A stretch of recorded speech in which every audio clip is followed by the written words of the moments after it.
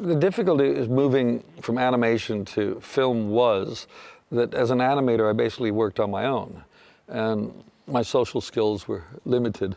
And it was when I started directing, I realized I have got to start, involving other people more.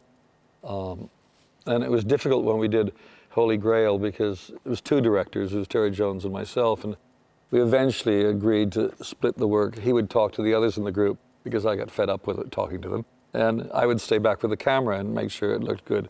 And that worked nicely. When we did Jabberwocky, which is the first I did on my own, I was quite surprised that the actors thought because my chair said director that I knew what I was doing. So they would, if I'd say lie down in the dirt, I'm going to pour filth on you, fine, go right ahead.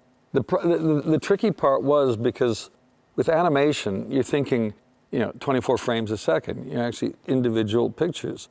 And it took me a while to break out of seeing just the individual pictures and start thinking in a broader way.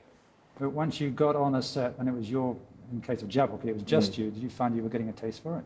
Oh yeah, no, it was great.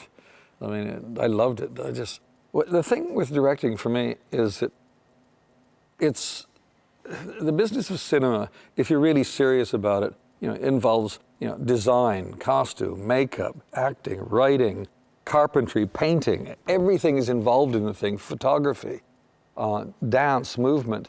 And I am interested in all of those aspects. So for me, it's great fun. And shooting a film is fairly a slow process.